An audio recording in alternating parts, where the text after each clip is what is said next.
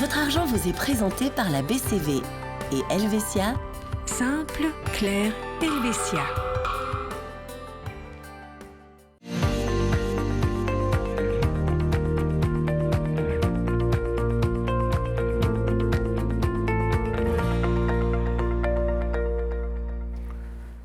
Bonsoir à tous. En matière de prévoyance vieillesse, beaucoup, et c'est normal, veulent une sécurité maximale. Mais voilà, le désir de sécurité n'est pas gratuit. Alors on va évoquer la question des garanties dans ce cas-là avec notre expert Alexandre Gag. Bonsoir Alexandre. Bonsoir Nasrat. Alors, lorsqu'on souscrit une assurance à prime unique, Alexandre, quelle possibilité est-ce qu'on a pour intégrer finalement pour protéger intégralement son épargne ? Merci Nasrat. Effectivement, donc le but fondamental d'une assurance vie, que ce soit à prime unique ou à prime périodique, c'est vraiment d'avoir des garanties de plusieurs types. Bien entendu, la garantie à l'échéance, la garantie en cas de vie, mais il ne faut pas oublier non plus que dans toute assurance dite classique, mixte, une part de la prime est également utilisée pour de la prime risque. Le risque décès, le risque invalidité, de la libération du paiement des primes, des frais.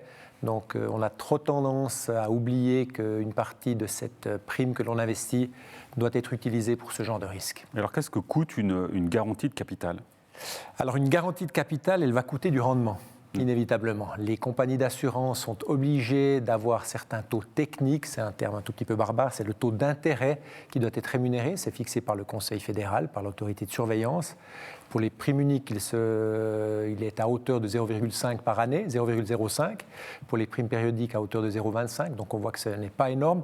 Mais il faut bien voir que les compagnies d'assurance ont une obligation de garantir ces taux. Et pour pouvoir garantir ces taux, elles sont obligées d'aller elles-mêmes se refinancer auprès de la Confédération, auprès d'obligations de l'État qui rémunèrent très peu, voire même parfois des taux négatifs. Donc c'est un tout petit peu compliqué d'allier les deux. On l'imagine bien sûr. Alors il existe aussi souvent des produits dits combinés, où on investit son épargne dans des fonds de placement. Quel risque est-ce qu'on prend dans ces cas-là ? Je vous vois déjà venir, forcément, qui dit placement dit gros risques. Dit danger, oui. Il existe différents types de placements. Donc il y a les assurances vie liées vraiment à 100% à des fonds de placement, où là, effectivement, son épargne, on met en jeu son épargne. Il ne peut y avoir aucune garantie. Il faut dire les choses comme elles sont. Exactement. Ouais. La garantie de nouveau de risque est toujours là, elle est toujours donnée, c'est l'essence même de l'assurance. Maintenant, il existe, afin de pallier ce gros risque ou ce trop gros risque, des assurances liées à des indices boursiers. Et là, on a la possibilité de prendre un risque qui se situe à hauteur d'environ 80 à 90%, ce qui permet quand même de limiter la partie risque au niveau de l'épargne. Quels sont, Alexandre, les avantages des garanties dans le deuxième pilier de manière générale ? Le gros avantage, l'avantage même unique, c'est les rentes. Le deuxième pilier doit servir à verser des rentes, là également des rentes en cas de vie, donc de vieillesse. Ça, c'est très important. On cotise tout au long de sa carrière pour ça, tout au long de sa vie active pour ça, mais également des risques de nouveau, que ce soit au niveau de capitaux décès ou de rentes d'orphelins, rentes de conjoints, de veuves ou de veufs, mais également de rentes d'invalidité. Est-ce qu'en tant qu'assuré, on ne pourrait pas se dire qu'il vaudrait mieux en fait, éviter toutes ces garanties pour éviter les bas rendements ? Ah oui. Tout dépend de sa situation. Donc, il faut différencier une situation d'un jeune, une fille, homme ou femme, qui est célibataire, sans engagement financier en termes d'hypothèque. Donc là, effectivement, cette personne aura peut-être tendance à avoir la possibilité ou la capacité à prendre un tout petit peu plus de risques. Un père, une mère de famille, avec charge familiale, charge hypothécaire, aura certainement beaucoup moins de propension à prendre des risques à ce moment-là. Et tout dépend de l'âge aussi. Plus on avance dans l'âge, plus il est risqué de prendre des risques au niveau de son épargne.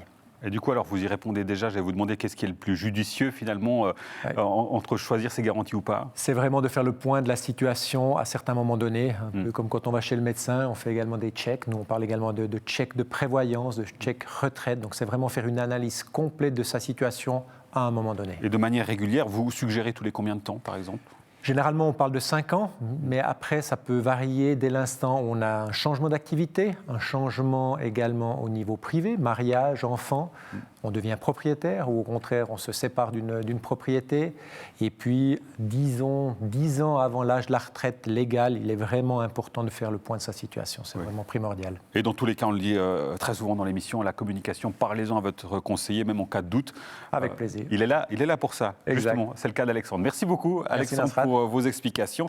Le mail de la rédaction, vous le connaissez, c'est votreargent@latélé.ch pour poser vos questions à nos experts. Et quant à nous, on se retrouve tout prochainement, la semaine prochaine, pour une nouvelle émission. Merci pour votre fidélité. À très vite. Ciao.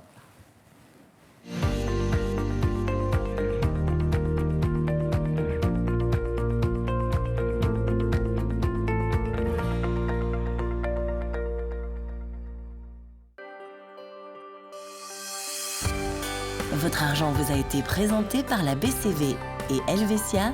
Simple, clair, Helvetia.